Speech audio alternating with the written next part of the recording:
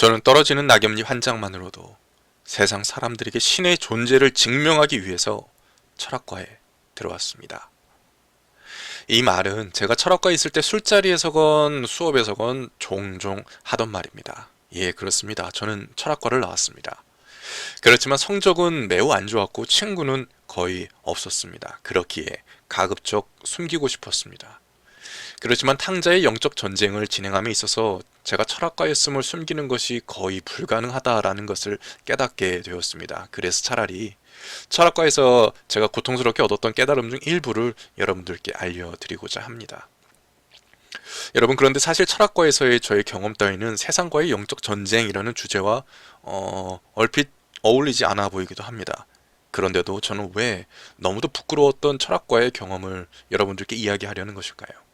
여러분, 그것은 바로 철학과에서 큰 고통과 실망을 겪으며 얻은 깨달음이 저의 영상 전체의 기반이 되기 때문입니다.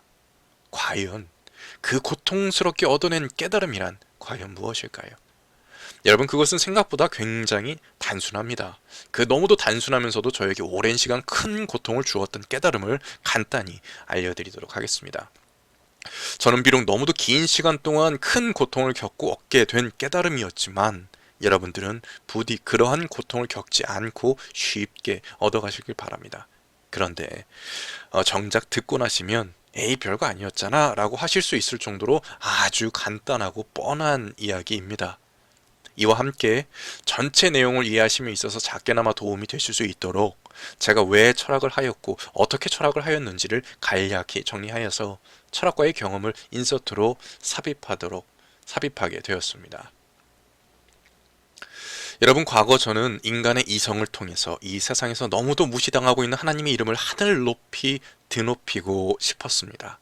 이 세상은 신이 없다라며 유물론을 주장하고 그러한 유물론적 사상은 모든 사회 영역의 기반이 되어 있었고 주위 사람들은 하나님은 나쁜 신이다라며 하나님을 비난하고 믿지 않았으며 가장 친한 친구는 부처가 더 대단한 신이다라며 하나님을 무시하였습니다. 이러한 현실을 철학을 열심히 배워서 저는 바꾸고 싶었습니다. 그럴 수 있다고 믿었습니다. 과거의 저는 얼마든지 인간의 이성과 철학을 통하여서도 하나님의 살아계심과 그 위대하심과 그 사랑을 증명하여서 세상을 바꿀 수 있을 것이라고 믿었던 것입니다. 그래서 저는 철학과에 들어갔고 이후 신학대학원에 갈 계획이었습니다. 그렇다고 해서 목사를 목표로 했다기보다는 신학자 혹은 철학자의 길을 더 좋아했었고 그 길을 더 걷고 싶었습니다.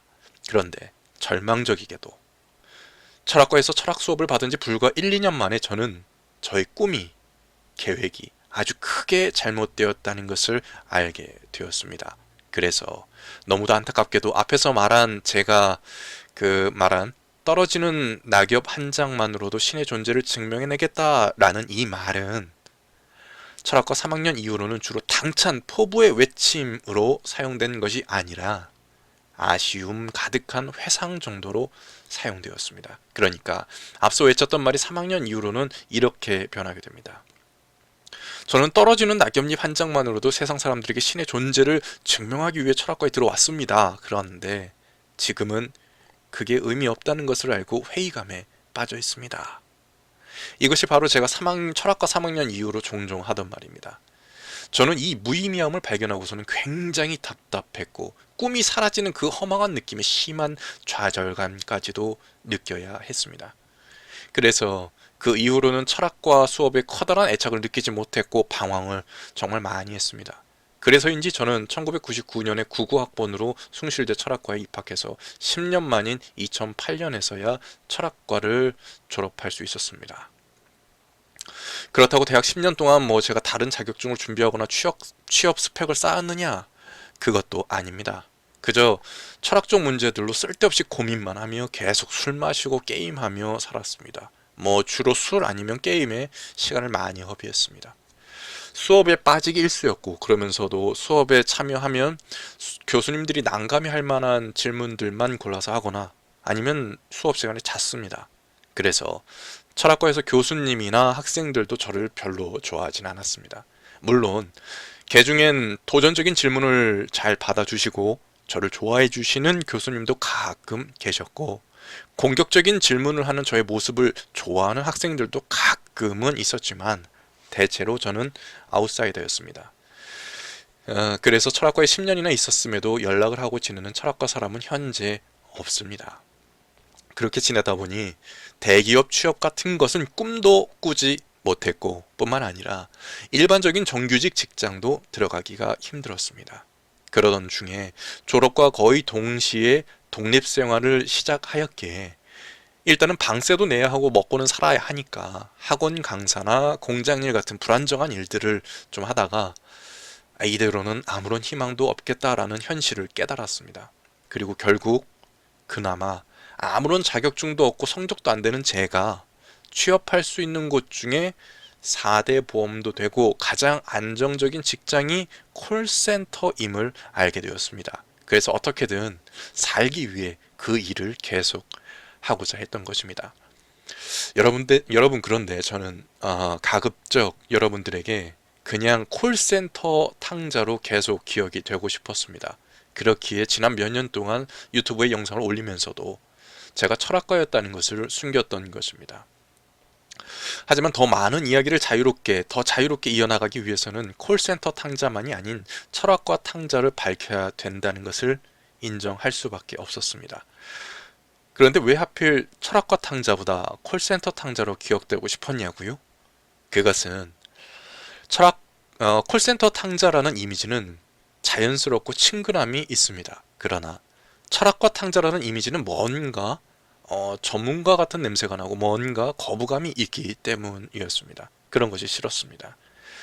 그러나 여러분, 앞서 말씀드린 대로 저는 철학과에서 아웃사이더였고 학점도 매우 좋지 못하였으니까 괜히 저를 전문가 취급하거나 괜히 거부감을 갖지는 말아 주십시오. 그리고 제가 철학과에 10년을 있었다고는 하지만 앞서 말씀드린 대로 부족한 점이 너무도 많았으니 저의 이야기들의 부족한 부분들이 있더라도 많은 양해 부탁드립니다. 여러분, 그렇다면 과연 저의 삶을 이렇듯 힘들게 만든 그 철학적 발견은 무엇이었을까요? 무엇이 제가 어릴 적부터 꾸어오던 꿈을 포기하게 만든 것일까요? 그것은 너무도 단순했습니다. 심지어 그것은 이미 제가 철학과에 들어가기 전에 중고등학교에서 배웠던 것이었습니다. 다만 그것에 대하여 저는 제대로 알지 못하고 있었습니다.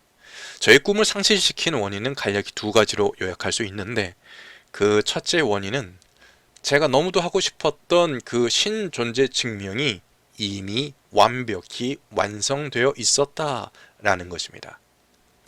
여러분, 저는 신의 존재를 증명해서 세상 사람들과 세상 모든 종교를 진리 위에 서게 하고 싶었습니다. 그런데 이미 신의 존재 증명은 철학적으로 너무도 완벽하게 마무리가 되어 있었던 것입니다. 이것을 알고 나서 굉장히 힘이 빠졌었습니다. 너무도 철학적으로 완벽하게 증명이 되어 있어서 그 어떤 철학자도 신의 존재를 부정하지 못할 정도입니다. 심지어 신의 존재 부정은커녕 철학의 시작은 신의 존재 규정으로부터 시작한다라고 해도 과언이 아닐 정도입니다. 즉, 보다 정확히 말하자면 그 누구의 철학이건 철학은 신의 존재를 증명함으로 그 철학이 시작이 됩니다. 여러분, 철학이란 신을 전제해야지만 존재론이 완성이 되고 존재론이 있어야지만 진리와 윤리를 논할 수 있기 때문입니다. 그렇기 때문에 의외로 철학의 시작은 신의 존재 인정부터인 것입니다. 그러하기에 과학자들은 신을 부정할 수 있어도 철학자들은 절대 신을 부정하지 못합니다. 여러분, 신은 죽었다라는 말로 유명한 니체라는 사람을 아시지요? 심지어 그 유명한 신은 죽었다라고 외친 니체마저도 신의 필요성의 상실을 이야기한 것이지 신의 존재를 부정하지는 못했습니다. 윤리학적 부정이지 존재론적 부정이 아니었습니다. 즉, 신이 필요 없는 세상이 되었다라는 것을 니체는 외친 것이지 이 세상에 신은 존재하지 않는다를 외친 것은 아닌 것입니다. 지금 말씀드리는 윤리학이니 존재론이니 하는 용어들이 혹시 부담스럽게 느껴지신다면 탕자의 영적 전쟁 4편 철학이란 무엇인가를 참조해 주시길 바랍니다. 다만 우리가 알고 있는 종교의 신과 철학의 신은 다릅니다. 이 점을 꼭 유의하셔야 합니다. 물론 철학을 조금 아시는 분들이라면 중세시대 철학은 종교의 신과 철학의 신이 같지 않았냐라며 반문하실 수 있습니다. 그러나 이 말은 틀린 말입니다. 물론 중세 철학의 신 개념과 근현대 철학의 신 개념은 차이가 있습니다. 그러나 결국 깊게 들어가면 중세시대의 신 개념도 인격신에서 벗어납니다. 게다가 현대 철학에서는 기독교의 신과 철학의 신을 완벽하게 구별시킵니다. 그러니 괜히 복잡하게 중세시대의 신 개념으로 고민하지 마십시오. 그러나 중세나 그 이전 철학의 신 개념이 자꾸 마음에 걸린다면 그냥 편하게 지금 탕자의 신 개념은 근현대 철학의 신 개념을 이야기하는 것이다 라고 그냥 쉽게 생각하시길 바랍니다. 즉 근현대 철학에서는 철학의 신과 인격신을 철저히 구별합니다. 그러니 현실적인 결론은 같습니다. 종교의 신과 철학의 신은 다릅니다.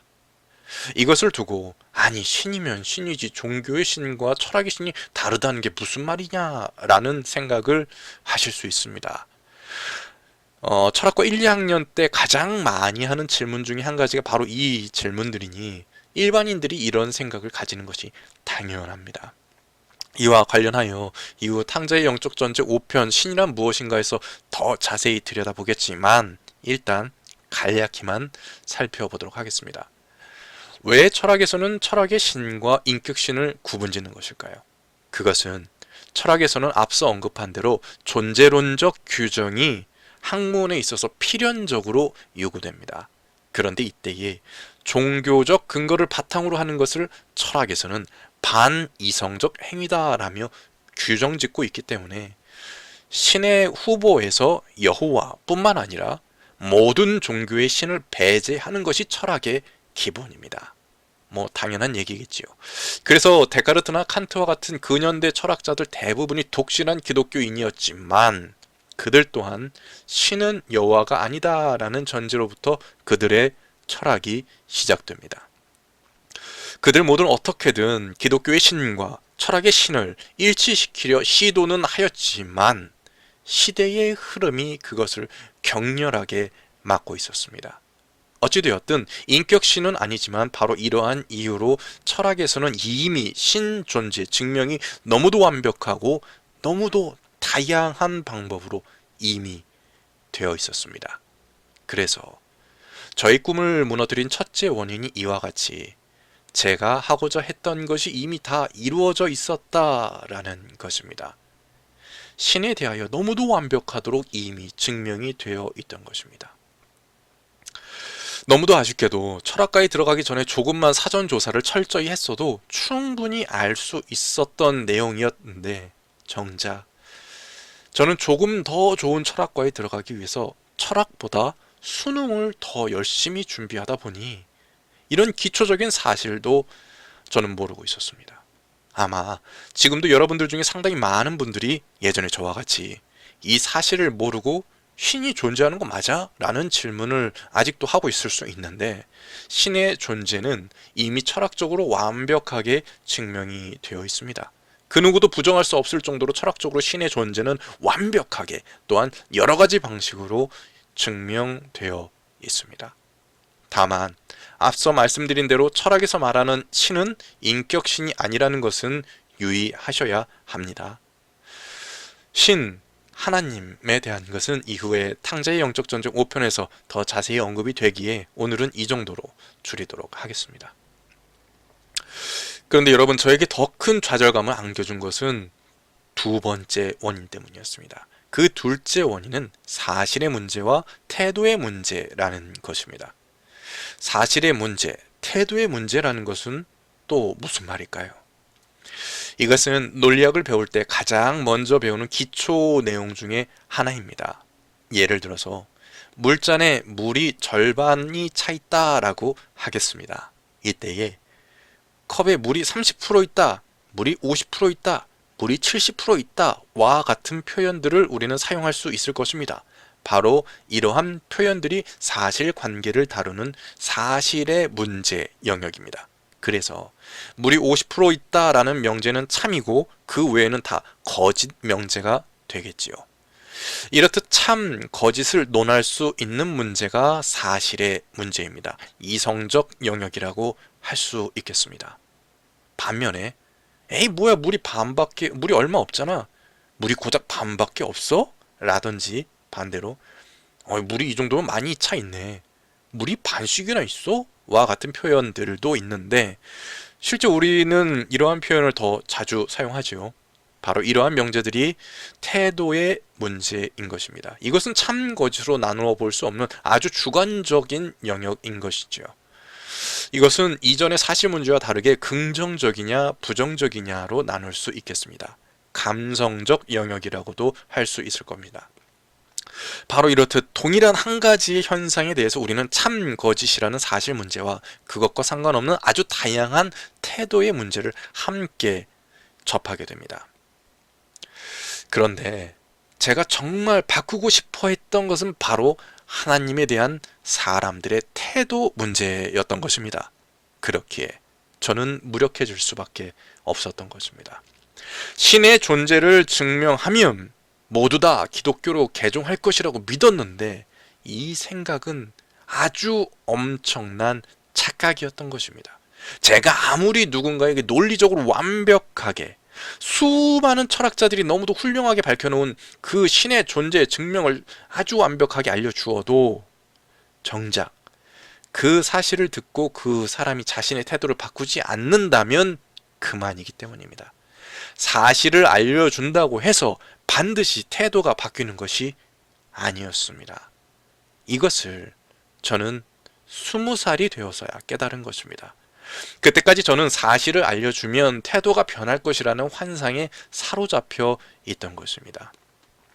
마치 지식을 가르치면, 그러니까 정보가 전달되면 그 사람의 태도가 바뀔 것이라는 일부 교육학자나 일부 계몽주의자들과 비슷했던 것이죠. 그러나 이것은 완전히 틀린 생각이었던 것입니다.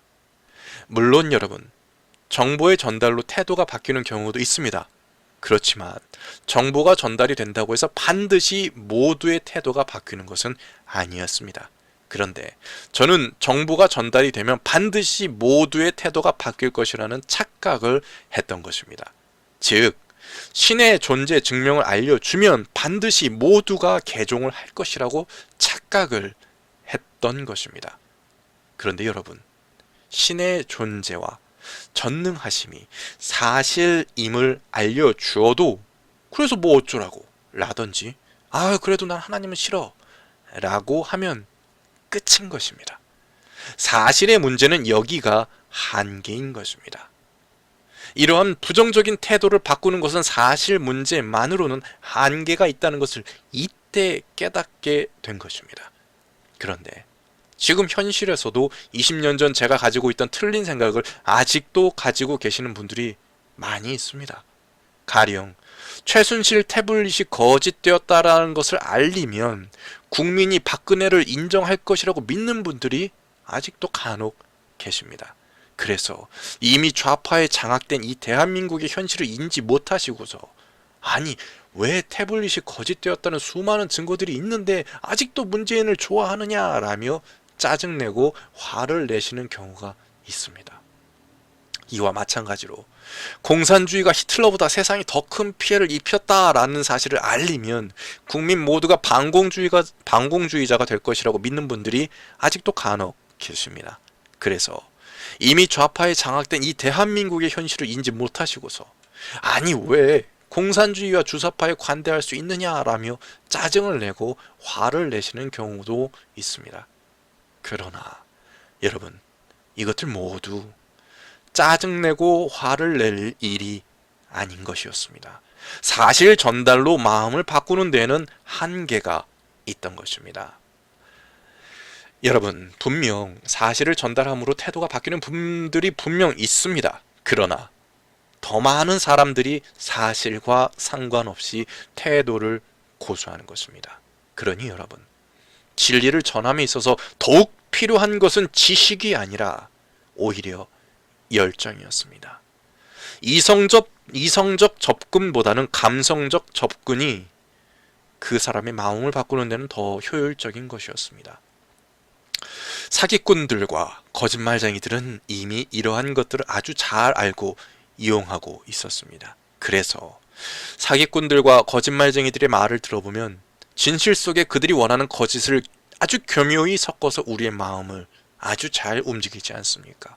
그러니 어쩌면 지금 제가 깨달은 사실 문제와 태도 문제에 있어서 사기꾼들과 거짓말쟁이들은 저보다 몇 수 위였다라고 할 수 있을 것입니다.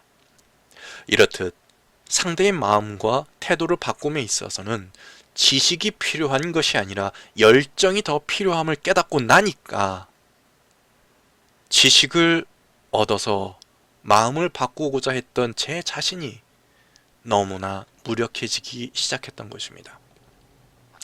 그 전까지 저는 사람들에게 신께서 존재하시고 전능하시다 라는 것이 사실임을 인식시키기만 한다면 사람들이 회개하여 신에게 돌아올 것이라고 여기며 착각에 빠져있던 것입니다. 그래서 저의 어릴 적부터 꿈꿔왔던 꿈 중 하나가 무신론자와 그리고 불교와 이슬람교 같은 이방신을 믿는 사람들에게도 내가 나중에 훌륭한 철학자가 돼서 신의 존재를 완벽하게 증명한다면 모두 하나님을 믿게 될 거야 라는 것이었는데 아주 큰 착각이었던 것입니다. 즉 정리하자면 첫째로 신의 존재는 이미 완벽히 증명되어 있을 뿐 아니라 둘째로 그 사실을 사람들에게 알려도 사람들의 태도는 쉽게 변하지 않는 것이었습니다. 사실 문제와 태도 문제, 즉 이성과 감성의 근본적 차이가 있음을 이때 깨닫게 된 것입니다. 그래서 그전까지 저는 세상 모든 종교와 철학 사상을 융합한 유니온 철학이라는 것을 꿈꾸며 구상하고 있었는데 바로 이러한 깨달음으로 인해 이것마저도 결국 포기하게 되었습니다. 그런데 미리 말씀드리자면 유니온 철학을 이때 버린 것은 오히려 저에게 다행이었습니다. 돌이켜보면 이러한 판단 자체가 19살도 되기 이전부터 가지고 있던 신념, 믿음이었으니 소설이나 만화처럼 순수하고 단순할 수밖에 없었겠지요. 그러니 이러한 과거의 저의 모습을 비난할 수는 없겠지만 어찌되었든 그 과거의 저의 그 판단 때문에 저는 엄청난 충격과 고통을 겪었고 저의 삶 전체는 뒤흔들릴 수밖에 없었습니다. 그래서 저는 철학 자체에 커다란 실망감을 느끼고 철학이라는 것으로 세상을 바꾸려던 꿈을 포기하게 된 것입니다. 그런데 이제 와 생각을 해보면 철학 자체에 실망한 것이 어쩌면 저에게 아주 큰 행운이었을지도 모릅니다. 저는 철학에 대하여 굉장한 희망을 과거에 품고 있었습니다. 인간의 이성이야말로 이 혼란한 세상을 고칠 수 있는 능력이 거의 유일무이한 능력이 있다라고 생각을 했던 것입니다. 그래서 저는 철학이라는 것에 거는 기대가 굉장히 컸었고 어느 순간 인간의 이성이라는 것을 하나님의 말씀보다도 우선시하려 했던 것입니다. 그런데 이것은 아주 크게 잘못된 것임을 이제서야 깨닫게 되었습니다. 여러분, 우리의 판단이 중요한 것이 아니라 하나님의 말씀이 더 중요한 것입니다. 그러니 이때라도 철학과 이성에 대해 실망한 것이 저에게는 정말 큰 은혜였을지도 모른다는 생각을 이제는 하게 됩니다. 그렇게 저는 철학에 실망을 하고 이성과 합리론, 진리, 진실이라는 것들과 멀어졌습니다. 그렇게 이성적인 것들과 거리를 두고 감성적인 것들과 더 가까워지게 된 것입니다. 가장 중요한 것이 태도를 바꾸는 것인데 정작 그 태도를 바꾸는 데 있어서는 이성적 접근보다는 감성적 접근이 더 낫다라는 것을 아주 큰 고통을 겪으며 깨닫게 되었으니까요. 그런데 과연 이성적 접근이 틀린 것이고 감성적 접근이 답이었을까요? 여러분, 그것도 아니었습니다. 이 감성적 접근도 결국 한계가 있다는 것을 얼마 지나지 않아 깨닫게 되었습니다. 감성적 접근으로는 상대방을 계속 감성적 존재로만 있게 만들기 때문에 올바른 이성적 진리를 알려주어도 조금만 자기 마음에 자기 감정이 어긋나면 진리를 거부하는 것이었습니다. 가령 예를 들어서 감성적으로 주위 사람들에게 좋은 모습을 보여서 그 사람들을 교회에 데려갈 수는 있었지만 그것이 한계였습니다. 감성적으로 자극을 해서 교회에 데려온 친구들은 진리를 중요시하기보다는 계속 감성적인 것을 중요시하다 보니 말씀대로 살기보다는 세상이 말하는 대로 살려고 했고, 더 멋있는 교회, 더 재밌는 목사들을 찾아가기가 일쑤였습니다. 이렇듯 감성을 강조하면 진리를 외면하게 되는 단점이 뚜렷했습니다. 그런데 이와 관련하여 더욱 안타까운 것은 이러한 감성적인 것을 중요시하는 사람이 많아지다 보니까 현재의 기성교회가 이성적 올바름보다도 바로 이러한 감성적 접근에만 더욱 주력하는 곳이 되어버리고 만 것입니다. 그래서 결국 교회는 성경 말씀보다도 인간이 만든 관습과 교리와 전통을 더욱 중요시하는 음녀가 되어버리고 만 것입니다. 현실이 이러하다 보니 저는 총체적인 난국에 빠지게 되었습니다. 그래서 결국 진리니 전도니 복음이니 이런 것을 그냥 고민하는 것 자체가 그냥 지쳐버렸습니다. 그러다 보니 어차피 믿기만 하면 구원이라는데 이런 것들 크게 신경 쓰지 말고 그냥 가끔씩 주변 사람들에게 전도지나 전해주고 그냥 가끔씩 교회에 나가자 라는 생각이 날이 갈수록 더 커졌습니다. 그리고 그 생각은 차츰 저를 더 세상적으로 변질시켜서 어떻게 하면 세상에서 돈을 더 많이 벌고 이 세상에서 어떻게 하면 더 행복하게 살 수 있는지 이런 것에만 더 신경을 쓰게 되었습니다. 이렇게 철학과 교회까지 실망을 했던 저는 어떻게 지금과 같이 철학을 통해 복음을 외치는 자가 되었을까요? 보다 자세한 이야기는 저의 간증 영상에서 이미 말씀을 드린 바 있지만 간략히만 말씀을 드리자면, 저는 어느 순간 우연히 유튜브라는 것을 알게 되었고 성경과 재림과 관련한 영상들을 접하며 마음을 고쳐먹게 되었는데, 그러던 중에 우연히 김명현 교수님의 창조과학 영상을 보고 생각을 크게 바꾸게 되었습니다. 저는 유신진화론이라는 것에 굉장히 심취해 있었는데, 그러던 제가 김명현 교수님의 창조과학 영상들을 보고 하나님에 대한 태도를 크게 바꿀 수 있었던 것입니다. 올바른 진리를 접하게 되면 태도 또한 변하게 되는구나, 진리에는 그 자체로 파워가 있구나 라는 것을 깨닫게 된 것입니다. 사실 문제와 태도 문제에 있어서 사실관계의 중요성을 무시하고 태도만을 중요시하던 제가 다시금 사실관계의 중요성을 깨닫게 된 것입니다.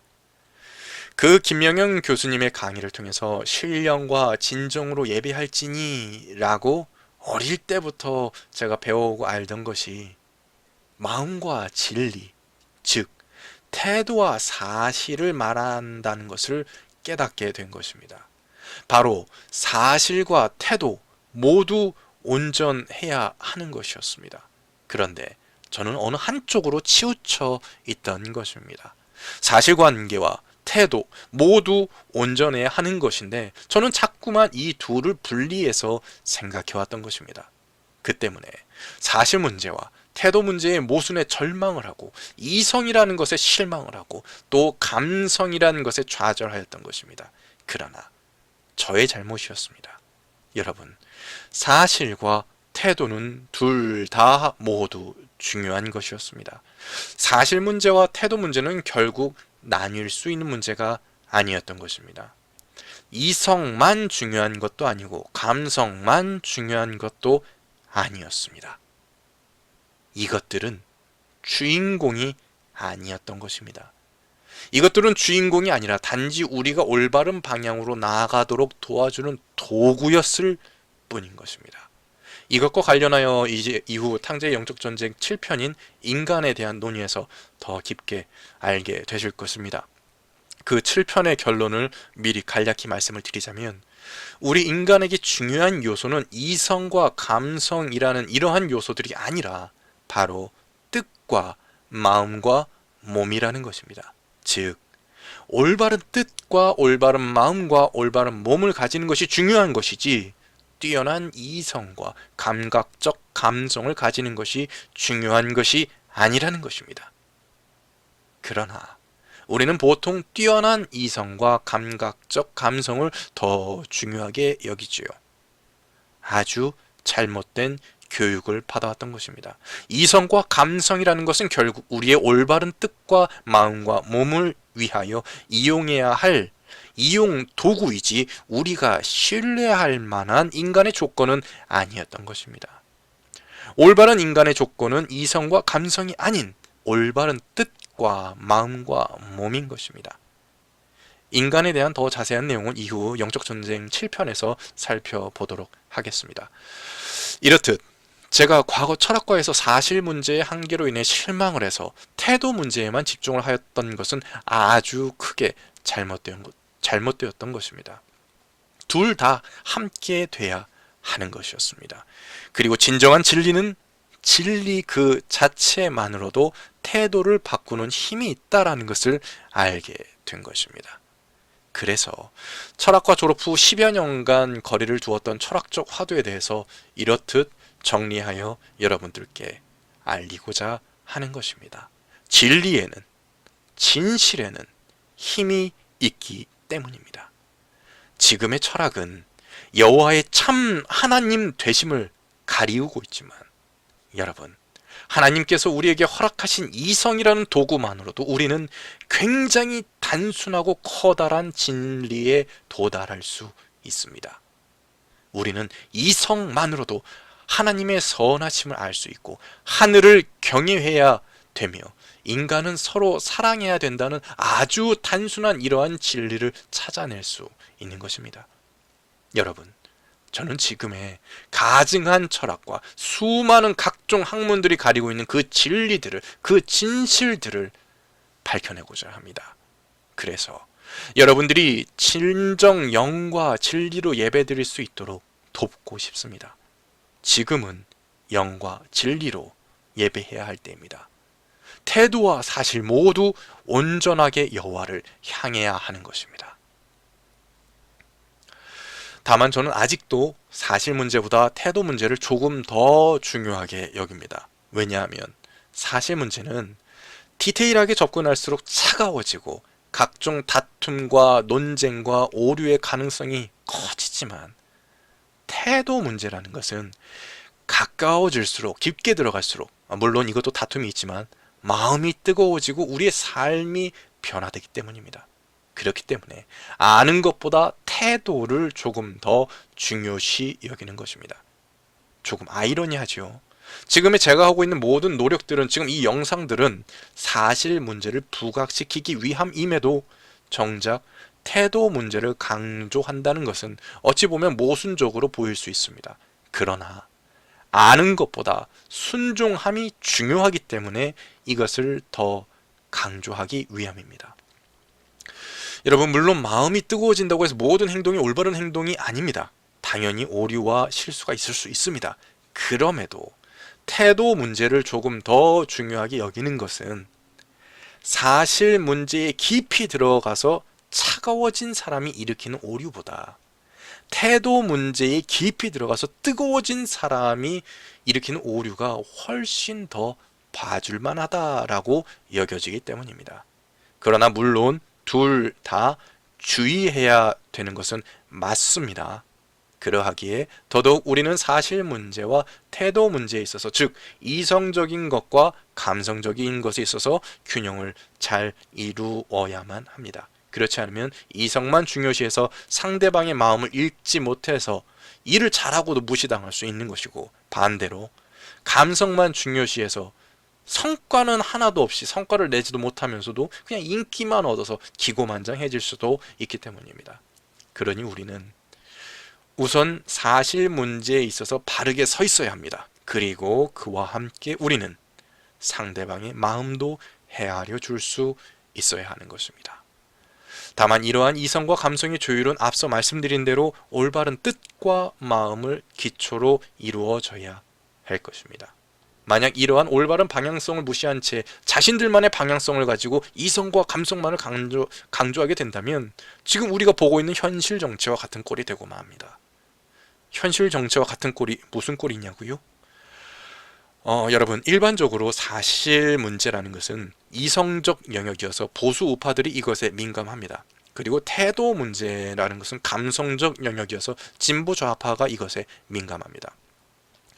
이러하기에 흔히 보수 우파는 재수없지만 일은 잘한다, 혹은 유능하지만 감성적이지는 못하다 라는 평을 받는 것이고, 반면에 진보 좌파는 인기는 있지만 성과는 없다, 혹은 무능하지만 쇼는 잘한다 라는 등의 평가를 받지요.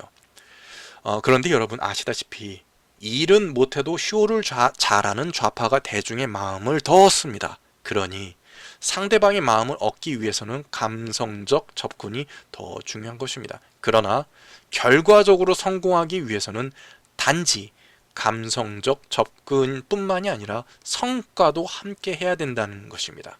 그런데 현실 정치는 그렇지 못하고 좌우로 극명히 나뉘어 있죠. 그러니 여러분, 우리는 이러한 좌나 우로 편향된, 그러니까 이성적 혹은 감성적 터치에 휩쓸릴 것이 아니라 올바른 뜻과 그 방향성을 더 중요시해야 합니다. 그렇지 않으면 이성을 중요시하는 사람은 계속 우파를 지지하게 되고, 감성을 중요시하는 사람은 계속 좌파를 지지하게 돼서 결국 둘 다 진리에 접근하지 못하게 됩니다. 여러분, 다시 말씀드리지만 이성과 감성은 주인공이 아닙니다. 우리의 올바른 방향성을 위한 도구일 뿐입니다. 우리가 중요시해야 할 것은 뛰어난 이성과 감성이 아닌 올바른 방향성입니다. 그러니 우리는 사실 문제니 태도 문제니 하는 것들보다 방향성을 더 중요시하게 여겨야 하는 것입니다.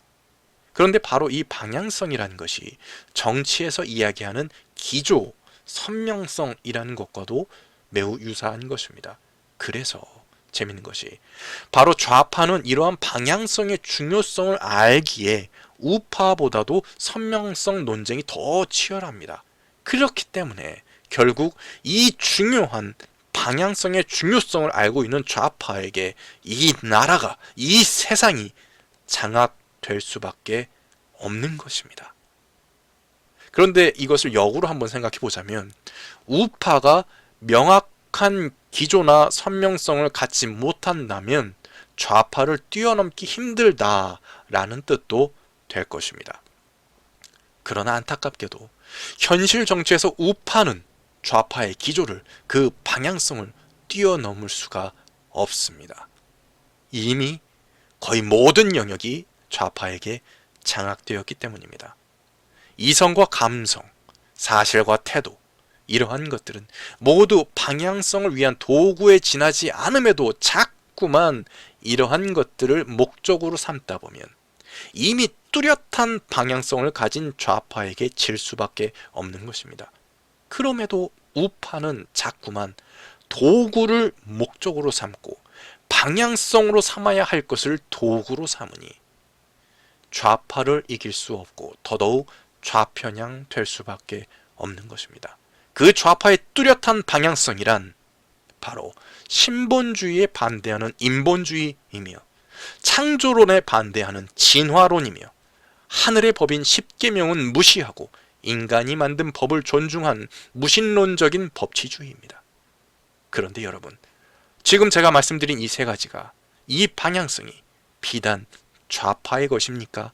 아닙니다. 우파라고 불리우는 자들 또한 이러한 좌파가 장악한 헤게모니에 따라가고 있습니다. 이미 이 세상은 좌우 가릴 것 없이 모두 거짓에 세뇌되어 있는 것입니다. 그러니 좌파가 이길 수밖에 없는 것입니다. 진정한 진리 위에 서 있는 좌파의 대항자라면 신본주의와 창조론과 십계명을 기조로 삼아야 하는 것입니다. 그런데 지금의 우파라는 무리는 아주 어리석게도 민주주의라는 아주 괴상한 사상과 경제 시스템일 뿐인 자본주의라는 것을 기조로 삼고 있습니다. 좌파와 우파 그리고 민주주의와 사회주의, 자본주의 이런 것들에 대해서는 이후 탕자의 영적 전쟁 12편부터 이어지는 거짓 시리즈에서 더 자세히 알려드리도록 하겠습니다. 여러분, 이미 이 세상은 좌파에게 장악이 되어 있는 것입니다. 지금 이 세상에서 인본주의에 반대하며 신본주의를 주창하면 극단주의, 근본주의라는 욕을 먹습니다. 지금 이 세상에서 진화론을 반대하며 창조론을 외치면 꼴통, 외골수, 사입이라며 비난을 받습니다. 지금 세상에서 인간이 만든 법을 무시하고 10계명을 더 우선시하면 이단 취급을 받습니다. 이러한 모습이 이미 이 세상이 멸망할 수밖에 없다고 외치는 이유 중에 극히 일부일 뿐입니다. 아마도 여러분께서 저의 이러한 발언을 들으시면서 불편함을 느끼실 겁니다. 왜냐하면 우리는 이미 신본주의와 진화론과 무신론적 법치주의가 옳다라고 아주 어릴 때부터 배워왔기에 제가 하고 있는 이러한 발언은 일반적인 관점으로 봤을 때 반사회적 발언이기 때문입니다. 그러나 여러분, 반사회적 사회성은 일단 나쁜 것이 아닙니다. 진실이냐 거짓이냐가 중요한 것이지 반사회적이냐 친사회적이냐라는 것은 중요한 것이 아닙니다. 그런데 여러분, 이 중에서 혹시 저의 이 세 가지 주장 중에 신본주의라는 것이 가장 거슬리지 않으십니까? 창조론이야 기독교에서 맨날 주장하는 것이니까 친근할 수 있고, 십계명이라는 것도 기독교의 가장 근간이니까 뭐라고 하기 어려우시겠지만, 정교 분리가 되어 있는 이 세상에서 신본주의라는 것은 직관적으로 이건 나쁜 것이다 라는 느낌이 오지 않으십니까? 신본주의는 너무 극단주의적 종교 색채가 강하다라는 느낌을 강하게 받으실 것입니다. 바로 이러한 우리의 인식이 아주 잘못된 것입니다. 여러분, 신본주의는 잘못된 사상이 아닙니다. 오히려 정답입니다. 그러나 중세 교황청의 그 아주 잔악한 만행으로 인해서 우리는 카톨릭이 만들어 놓은 아주 거짓되고 잔인한 신본주의라는 것에 속아서 신본주의라는 것 자체를 터부시하게 된 것입니다. 가장 중요한 신본주의라는 개념을 천주교가 더럽히고 왜곡시켜 놓은 것입니다. 즉, 천주교로 인해 가장 중요한 방향성인 신본주의가 왜곡된 것일 뿐이지 신본주의는 잘못된 것이 결코 아닙니다. 로마 교황청이 적그리스도란 수많은 증거들이 있지만 이것만으로도 카톨릭을 적그리스도라고 할 만할 것입니다. 제가 괜히 카톨릭을 적그리스도라고 하는 것이 아닌 것입니다. 여러분, 신본주의만이 종교적 사상이 아닙니다. 인본주의 또한 종교적 사상입니다. 그것도 무신론적인 종교적 사상입니다. 창조론과 진화론 또한 마찬가지입니다. 둘 다 검증된 과학이 아니라 둘 다 종교적 주장입니다. 무신론적 법치주의는 말할 것도 없겠지요. 이렇듯 제가 강조하는 신본주의와 창조론과 십계명만이 종교적 주장이 아니라 인본주의와 진화론과 무신론적 법치주의 또한 종교적 사상인 것입니다. 그러니 정교 분리라는 말은 단지 성경의 진리를 세상에서 떨어뜨리게 하는 아주 위험한 발언에 불과할 뿐입니다. 이미 이 세상은 무신론이라는 괴상한 종교가 정치를 지배하고 있는 것입니다. 정리해보자면 세상 전체에 아주 심각할 정도로 거짓이 가득하며 지금의 우파 또한 결코 진리의 편이라고 하기 어려운 것입니다. 지금의 우파 또한 좌파의 하수인에 불과한 것입니다. 그러하기에 저는 좌파에 대해 굉장히 비판적이지만 우파에 대해서도 비판적이며 우호적이지 못한 것입니다. 그런데 이렇듯 좌파나 우파가 문제가 있다고 해서 그렇다면 중도가 답입니까? 이것 또한 여러분 결코 답이 아닙니다. 이미 이 세상 전체 사상이 너무 극단적으로 치우쳐져 있기 때문에 우리가 흔히 중도라고 생각하는 개념이나 또한 그런 것들 또한 진리에서 너무나 많이 벗어나 있는 것입니다. 그러니 여러분, 우리는 좌로나 우로나 혹은 중도나 모두 피하고 오직 진리 위에 서야 하는 것입니다. 여러분, 할 수 있다면 우리는 올바로 아는 것과 올바른 태도 둘 다를 모두 취해야 합니다. 다시 말씀드리지만 아는 것만으로도 충분히 태도가 바뀌는 경우도 있고 저 또한 그랬기 때문에 진리를 아는 것은 매우 중요합니다. 결코 진리를 아는 것을 가벼이 여겨서는 안 됩니다. 그러나 둘 다 완벽할 수 없다면 태도가 우선시 되어야 합니다. 그리고 무엇보다 중요한 것은 올바른 방향성입니다. 여러분, 그러나 혹시나 하는 마음에 다시 강조를 드리지만 이 말은 객관적 사실을 무시하고 감성적 인간이 되라는 말이 아닙니다. 알고 계시지요? 지금까지 계속 그것을 말씀드린 것입니다. 우리는 이성적으로 편향되어서도 안 되고 감성적으로 편향되어서도 안 되는 것입니다. 이 이성과 감성이라는 것은 단지 우리가 올바른 뜻을 펼치기 위한 도구라는 것을 잊지 말아 주십시오. 올바른 방향성을 전제하고서 제가 태도를 조금 더 중요시한다는 것을 알아주십시오. 그런데 여러분, 저는 왜 계속하여 사실 문제보다 태도 문제와 방향성을 더 강조하는 것일까요? 여러분, 혹시 예수님께서 요한을 통해 우리에게 알려주셨던 요한계시록의 7교회의 비유 기억나십니까? 그 7교회 중에 오직 2교회만이 책망이 없었지요. 그 2교회가 어디였습니까? 바로 서머나 교회와 빌라델비아 교회였습니다. 예수님께서는 그 2교회를 향해 가진 것도 적고 아는 것도 적다라고 하셨지만 그 목숨 바쳐 순종하는 그 모습을 보시고 칭찬을 아끼지 않으셨습니다. 여러분, 실제로 이 2교회로 대변되는 2시대는 오류가 굉장히 많은 시대였습니다. 그 오류들 또한 이후에 탕자의 영적 전쟁을 통해서 차차 확인하게 되실 것입니다. 그럼에도 이 시대를 통해 예수님께서는 이 시대를 향해서 예수님께서는 책망보다도 칭찬을 크게 하십니다. 아예 책망을 하지 않으셨습니다. 그렇다면 우리는 이것을 통해 아는 것에 있어서 문제가 조금 있더라도 그 마음이 하늘을 향하고 끝까지 목숨 바쳐 순종하는 자를 예수님께서 더 귀하게 보신다라는 것을 알 수 있는 것입니다.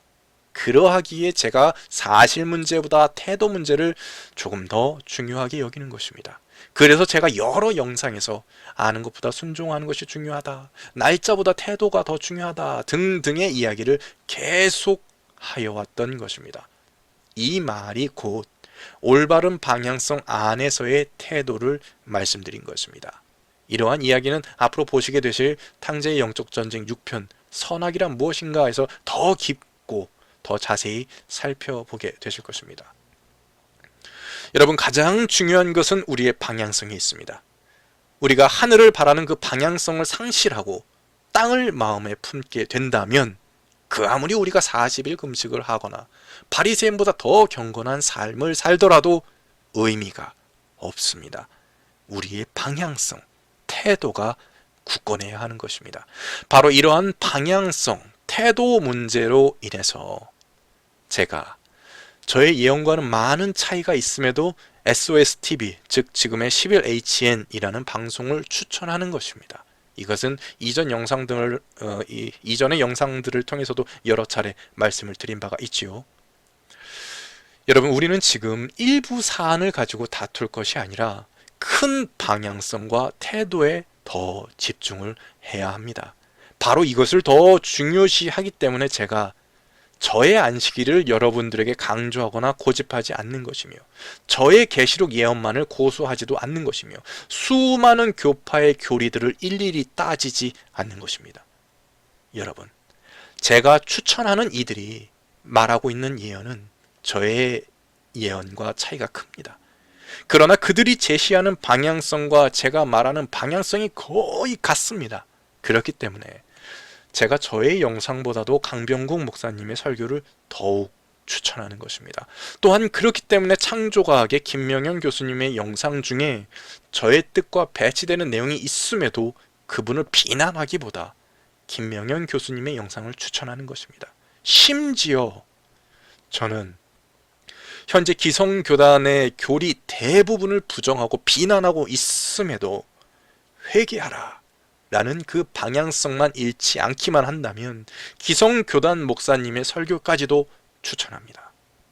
여러분, 우리의 머릿속에 장로교회 교리가 있는지, 감리교회 교리가 있는지, 안식일 교회 교리가 있는지가 중요한 것이 아니라 우리의 마음이 하늘을 향하고 있는지가 중요합니다.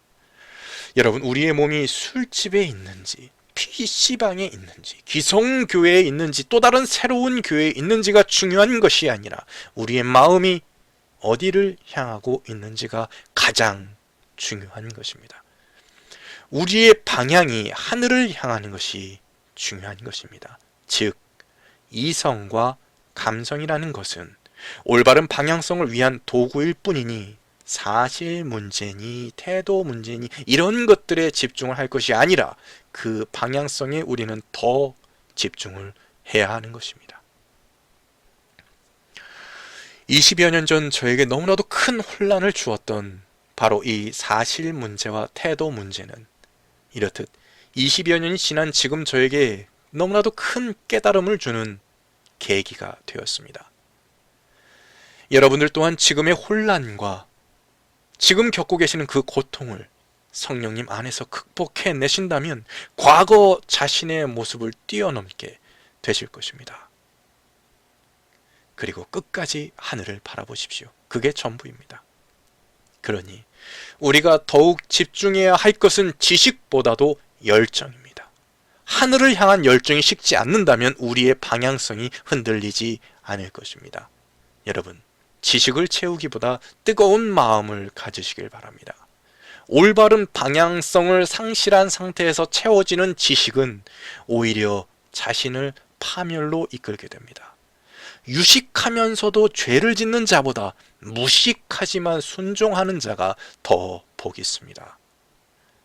이후에 다루어질 내용들을 아시는 것보다 여러분들이 여호와께 순종하는 것이 더 귀한 것입니다. 그렇기 때문에 계속하여 제가 저의 영상을 낮추고 다른 이의 영상을 높이는 것입니다. 무엇보다도 올바른 방향성을 잃지 않으시길 간절히 기원드립니다. 그 방향성이란 세상을 바라봄이 아니라 하늘을 바라봄입니다. 끝까지 들어주셔서 감사합니다. 다음 시간에 뵙도록 하겠습니다.